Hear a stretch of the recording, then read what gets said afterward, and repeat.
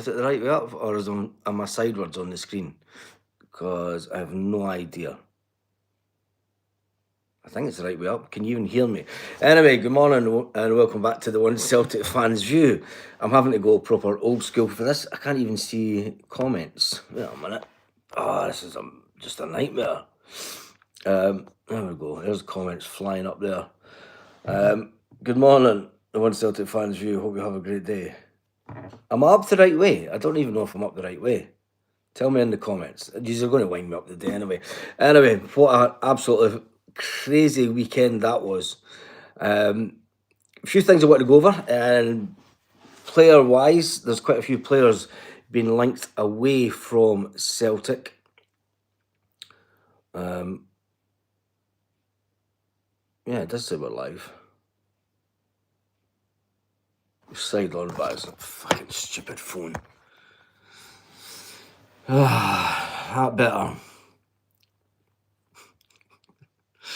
Oh, headache material. Anyway, Daniel Cummins was spotted down at West Ham. Looks like he is signing that deal with West Ham, and he is. It looks like he's going there. West Ham are also. Is live, but the wrong way around. It has to be sorted now. Yeah, so Daniel Cummins was down in West Ham, and West Ham have also been linked with Arne Engels. West Ham have been linked with Arne Engels and Dyson Maida.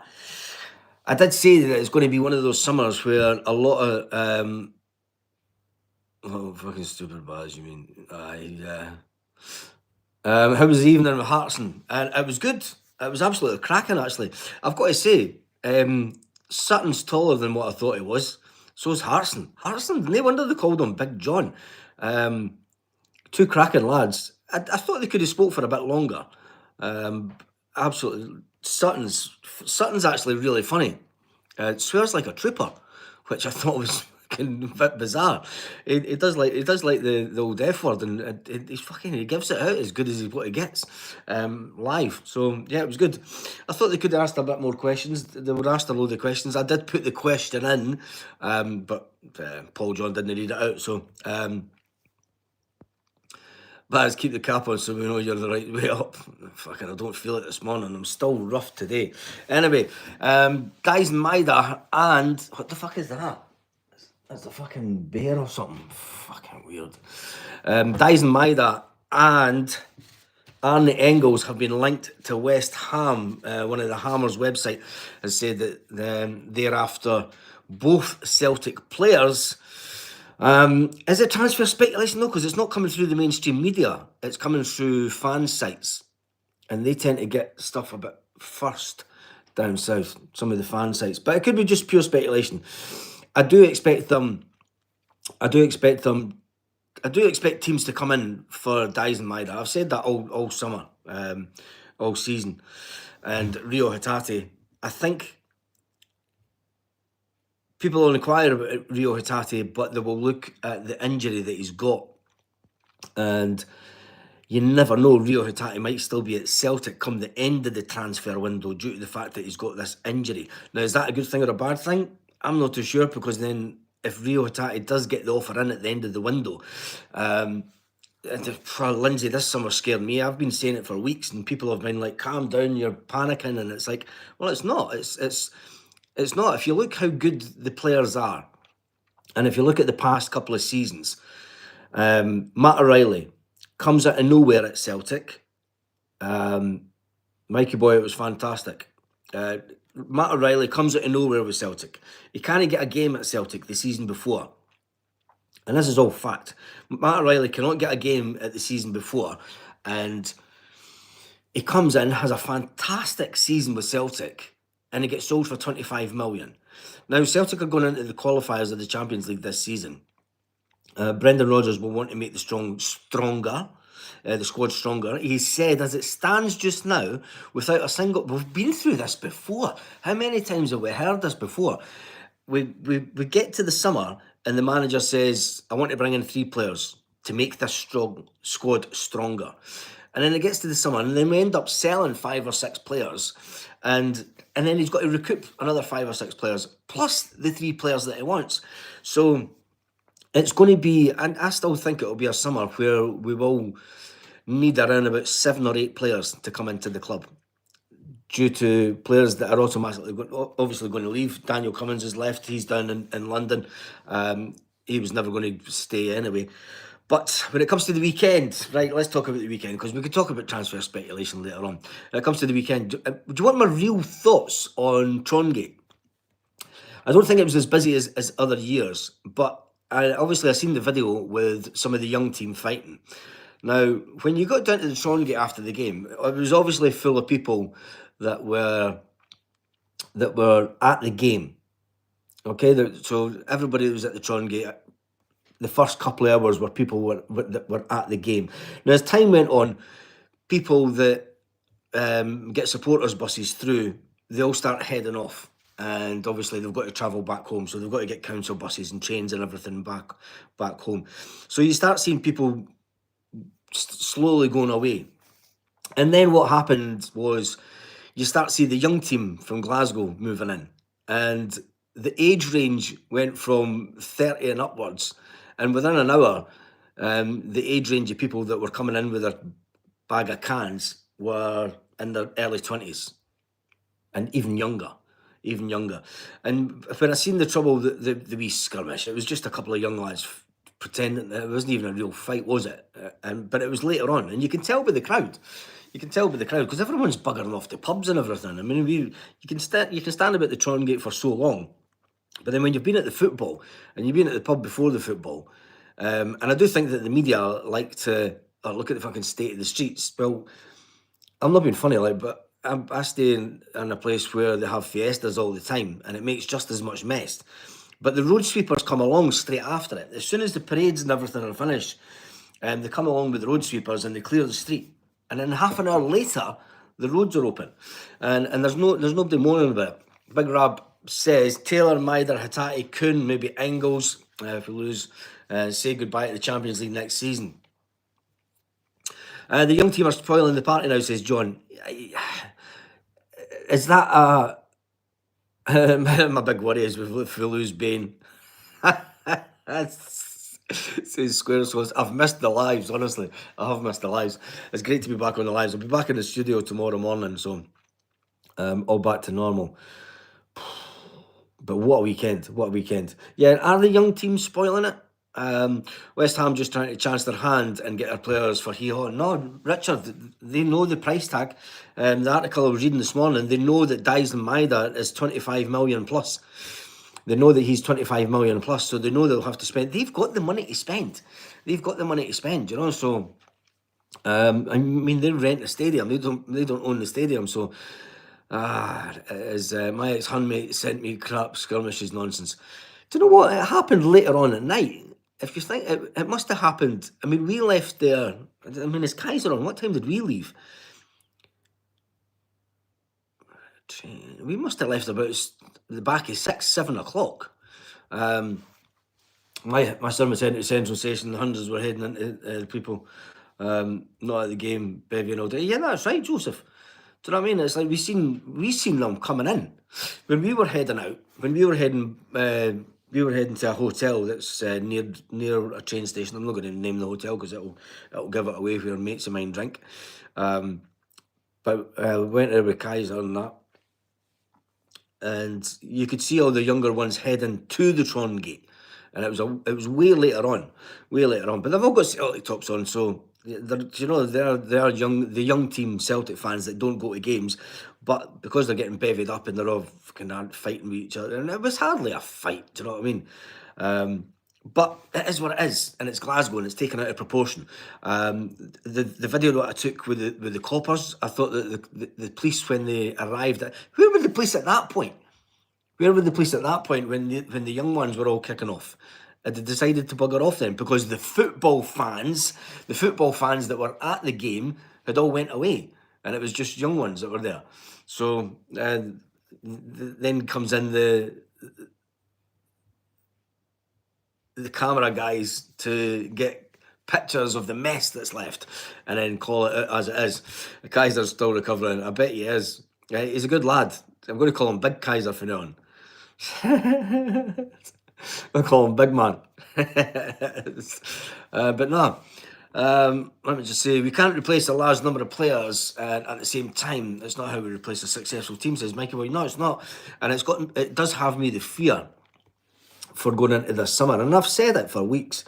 I can remember I was told about a month and a half ago to calm down because people don't realise how big a summer this is for Brendan Rodgers.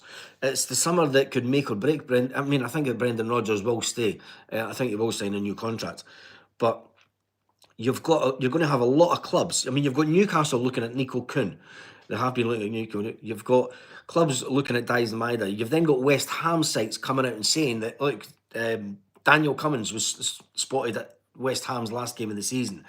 They know that Dyson Maeda is a 26 million plus player and that they're looking at him. They're also looking at Arne Engels. The Arne Engels one is the one that I'm kind of like, you don't want Arne Engels to leave. And I tell you one thing, when you're at the game, you see something, you see a lot of stuff that you don't see on the telly. And this is why I used to love going to the games. Johnny Kenny, I said it at the game and I said it over the weekend. Johnny Kenny will be a better player than Adam Idah at Celtic. I'm going to say that now, and he's a big lad. He's a big lad, Johnny Kenny. There's something a bit something like about him. If he builds up a little bit more, and he gets the clever side of the game, we've got a player on our hands with Johnny Kenny. You know, when you're watching the telly and you see just what's on the telly, you don't get the full picture. And I think that Johnny Kenny, he's one to watch for us for the future. He's going to be a big signing. He's going to be a big player for us, even at a young age.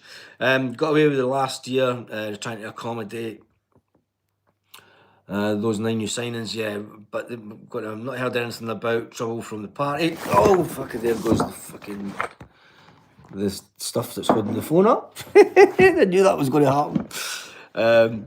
Not heard any trouble about the party. Welsh Valleys, just Scottish media, the anti-Celtic stuff. Yeah, it is. And when I looked at some of the headlines, obviously, the next day, and it is completely anti-Celtic. One of the funny things, one of the good, we were outside the hotel that we were at, and a guy walked past and gave me a dirty look, and I seen the blue and white collar on him, and Kaiser was, I turned around to the guy, he was with his missus, just walking past, but he gave me a dirty look, and I just turned around to him and went, "You're raging, mate." And he fucking walked past, and Kaiser was like, "Absolutely brilliant, man, even in real life you're winding up those zombies." But it was good. It's good. Only player I'm worried about leaving is Maeda. The rest can be replaced, says Kieran. I'm not too sure that Dyson Maeda can. We need to keep him for the Champions League. I think my worry is that we go out and bring in was that your can spelling, Baz? No, it wasn't my can spelling. Dyson Maeda, if he doesn't sign this new contract, my big worry is that he doesn't sign the contract between now and the summer. And if we come back into pre-season and Dyson Maeda does not sign the contract, he will be sold. With 2 seasons left to go, Celtic cannot afford Dyson Maeda to go into the last year of his contract. It takes him from a £25 million player down to 10 to 15. Scottish media need to take the day off. They're stern as usual. Yeah, it is what it is in Scotland. Don't know, Scotland's a fantastic place, but the media are very, very divisive. They just the whole nonsense. I mean, my dad was texting me and he's like, "Oh, stay safe in that with the fucking Orange Walk." And I'm like, "My dad, the Orange Walk was at 9 in the morning. Do you know, there was nothing." My dad said, "Was there any trouble with that lot?" And I'm like, "No, they weren't going to be there." It's like they weren't going to be there. It was way later in the day that the Celtic fans were coming out and they were gone. But anyway, so when it comes down this summer, obviously we've got the game to go this weekend. My thoughts on the game, I never even spoke about the game. My thoughts on the game at the weekend was it was played, there was a lot of players playing, trying not to get injured. And Paul Baird, I mean, you would have been at the game and you would have seen how Taylor played. Taylor was playing like, there he is though. There he is, the legend himself. Kaiser's in the house. He is in the house. Legend, mate, absolute legend. I'm going to call you Big Kaiser from now on. I'm calling you Big Kaiser. It's not little Kaiser. It's Big Kaiser. Yeah, when I thought played absolutely as if it was the end of season game. Greg Taylor, he was kind of keeping away. He wasn't really getting involved in the game, I thought.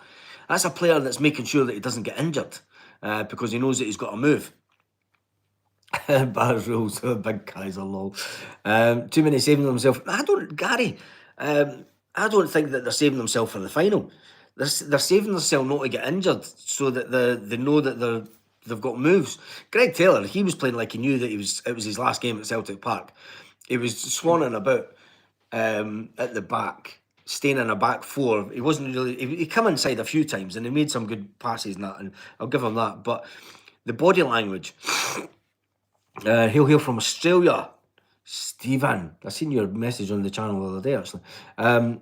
A lot of the players were playing like they knew it was the last game of the season, and they didn't want to put in bad tackles, and you know, I'm just like, there was the body language wasn't right. And I'm sure if you asked Brendan after the game what his thoughts on the games were, but it was all about, after the game, you're always caught up in the moment. If that game was any other game during the season, Brendan Rodgers would have had to dig at the players because they weren't up to the usual standards. We played better on the midweek game up in Aberdeen with the reserve players. We played a lot better up in Aberdeen, I thought. You got to give St Mirren their due. They got their goal. They sat back. They played with a back five, as you knew they would. But going forward, though, we struggle. We really struggle when teams go to a back five. You know, you can talk about Big Hartson and Sutton being at the touchline and everything, and Martin O'Neill and that. Martin O'Neill's team never had to deal with a back five. Chris Sutton never had to deal with a back five. Henrik Larsson never had to deal with a back five. You've got teams that are consistently going to go to this back five now, and I think it's kind of killing the game, and especially when they get their nose in front. And you're going to say that's football. Do you know, it's football and it's the football tactics. It's the modern game. But Celtic need to get away round that. The last 10 minutes of the game, Celtic went into overdrive to try and get the goal, trying to get James Forrest. James Forrest, absolute. Oh, I'll admit it, I was in tears when he scored.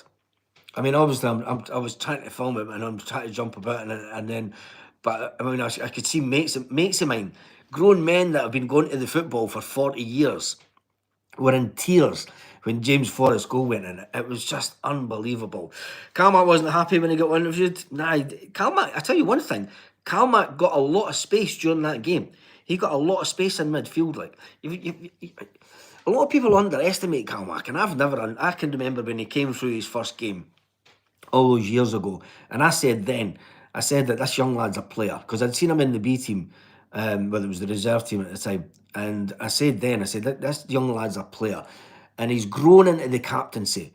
And we were speaking to John Hartson, and we've got our pictures taken with Hartson and Sutton before it, and I asked the two of them what they thought of Calmac, and they agreed with me.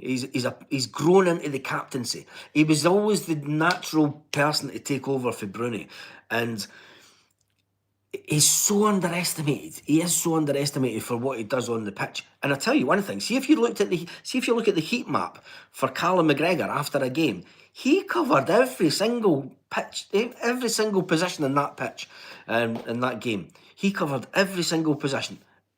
Do you know? And he's just, you don't get to see it on the telly. I just think that he's a fantastic player. He's got a couple of seasons left in him, and my real worry is who replaces Callum. We've known for years that Callum was the natural successor to Bruni. He was always that natural successor, but we don't have anybody in the midfield that can control the game. It's all right talking about captaincy, and you can say Kieran Tierney will get the captaincy, but Kieran Tierney plays in a position where he can't dominate the game. He can't tell players, you can't shout at players. When you're playing in the left back position, and you fucking try to shout over to the right wing at players. We need somebody in the middle that's AJ was class for James's goal. It was that passing the ball to James Forrest, and it was the first time that James Forrest actually managed to come in a bit. When the James Forrest goal, he'd actually kept on going out a bit wider, and then there was the one time he come in front of the box, and I was like, fucking shoot. Many times, we're like, how many times have you seen James Forrest over the years just get in front of the box and take a shot? He got one and it went away over, but then that one where when he scored, you just knew he was going to strike it, and he didn't. It's in the back of the net. But anyway, back to Callum McGregor. Who replaces him in midfield? That's mad. And don't say Luke McCowan. Don't say Luke McCowan. Seeing Luke McCowan in the flesh is not the answer. I'm going to say that. And he's a cracking player, but Luke McCowan's not the answer. Big year for Paulo Bernardo. Get more game time. I think... I don't think Paulo Di Bernardo's the answer either. I'm sorry. We don't have... Could he do the Bernardo... Paulo could play that position, but I don't think he's got the mentality to boss the team. We've always had midfield players that plays fantastically. Neil Lennon, Paul Lambert, Paul McStay, they all run the midfield. Yes, Bob, I did. It was absolutely fantastic. You know, when you think of Tommy Burns and everything, we've always had players that help the team in that midfield.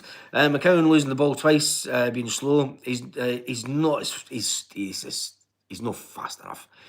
I mean, Callum McGregor's not the fastest, but he's got the football brain. For me, Luke McCowan's at the wrong age to teach that into him. To teach it into him. Do you know, to do what Bruni did. Bruni went for a complete bonkers of a midfield player, box-to-box midfield player, into crunching tackles. Fucking didn't give a fuck. Just taking everyone out of the game completely, to studying the game under Gordon Strachan. And he turned him into that midfield general. He turned him into that midfield player that was like that, right, do you know, that watches the game. Turned him into a Neil Lennon type player. Luke McCowan's not that. And he's not the answer. And he's a great lad, and it was great for him having it. He put his medal into safekeeping, and Luke McCowan is a fantastic guy, but he's not Callum McGregor. He's not Scott Brown. And I don't think that he will have that. But as the highlight of the day was meeting up in the town and getting a beer, James's goal. Engels seems to be a good fit for the 6th role. Would like to see him bring in Lennon Miller. Is Lennon Miller the answer? He could potentially grow into that type of player, but he's too young to be the dominant player that we need in 2 years' time. But then again, maybe not. Maybe that's why we're going for Will Lennon. I've not seen any more headlines. But if we do go for him, it is the long-term answer. Still looking for a full game from McCowan. He knows he's a squad player. McCowan knows that he's in at Celtic as a squad player. He knows he's a Tony Ralston type player, and he's happy with that, and I'm happy with that. I'm happy with the fact that he can do a job for us, but he's not a first team pick, and I think he knows that. I got a ticket for Newcastle game. It's not what you know, it's who you know. Lol, it's Bob. Stuart, how are you? So. It's over and done and dusted. That's the league finished. It is now on to the Scottish Cup. And Aberdeen, woofed. What an implosion. What an implosion Aberdeen have had. From pushing Celtic all the way up until Christmas, point-wise, matching us on points, not matching us on goals. Being on our tails, pushing us every single bit of the way for the first half of the season, to then finishing 5th. Oh, fuck. And what was the Aberdeen fan thinking about throwing a chair at their own player? Kaiser says, if Brendan Rodgers splits the role with Cal and Miller, it will develop and be flying in 2 seasons. Relieve the pressure on Cal and give him longer. I think so. Brendan will have Brendan's got a plan. He's got a plan. I think the thing that convinced me that Brendan's got a real good plan in place. Is that in fact he turned around and says, I want a Scottish core to this team. There should always be a Scottish core of, and he would have been as well as coming out and saying Celtic-minded players. You need that Scottish core of Celtic-minded players. Players that love the club. Players that will run through brick walls, like Tony Ralston. Do you know? And you also need the Scottish players that have got real good quality about them. And you never know, that could be Lennon Miller. Lanky's in the house. How are you, mate? We break from your flat in Spain. It's not a flat. It's a country house that I've got, but never mind. Scott Allen, Odenholm, Owata, countless other midfielders show the way Lennon Miller's signing will go. I don't think so. I don't think so. I think Lennon Miller's too good a player for him to go with Scott Allen. He's way better than Scott Allen. He's got way more potential than Scott Allen. Remember, we only went and got Scott Allen to stop him going to the Sevconians. True Baz, we need the workhorse, says Kaiser. Yeah, we do. We do.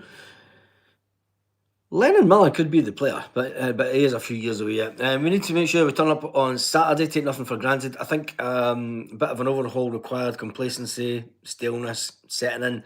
Yes, Mo, you're right. The way that we played on Saturday, I would have played the team that played on Wednesday. The team that played on Wednesday gave more spirit. They were quicker. One-touch passing was quicker. We were very, very slow at the weekend, and it was played like an end-of-season game. It was played an end-of-season game, but when you've got a cup final the week later, you're wanting your best players to really put on a bit of a show, and they didn't. If Hibs started the season like Aberdeen and Aberdeen finished the season like Hibs, we had a real title race. Yeah, this is true. Hibs have done. You've got to, hats off to the Hibs manager for what they've done. The turning point for Aberdeen was the 6-0 thrashing at Hampden. I think it could be another 6-0 thrashing at Hampden. Not having Rio could be a bit of an issue. We didn't play too great without Rio, I will admit. But the players that played up in Aberdeen, I think they should be given a better shout. Oh, pardon me. Lennon Miller, what is he? He's 18. He also played a previous squad. Told him to fight for the cup final. Yeah. I want to see Johnny start. Johnny Kenny, for me, what was one of the best bits for me after the game was the three Irish boys getting their pictures taken in front of the Green Brigade. That was fantastic. Johnny Kenny, Adam Ida, and Liam Scales getting the picture with the three of them. Johnny Kenny, for me, is going to be the better player than Adam Ida. He's going to be the better player in the years to come. I'm the music manager. I'm the music manager for Rangers. We're ditching Tina Turner. Please recommend alternatives. Aberdeen Flyers.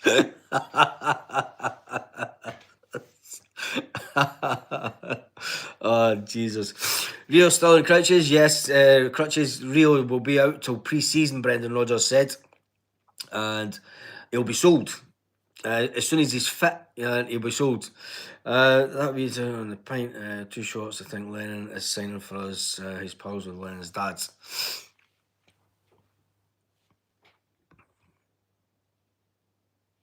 Yeah, and I've said that Brendan Rodgers saying that I think the Lennon deal's done in the background. In the background because when Brendan Rodgers said, I want a Scottish contingent, that's him already. He knows who he's signing. Wouldn't be surprised if we sign another Scottish player above Kieran Tierney this summer. It could be a summer that Brendan dips into the domestic market, big style, for players. Anyway, still feel rough, no drink again, says Monotic Mick. Sloop needs sent away.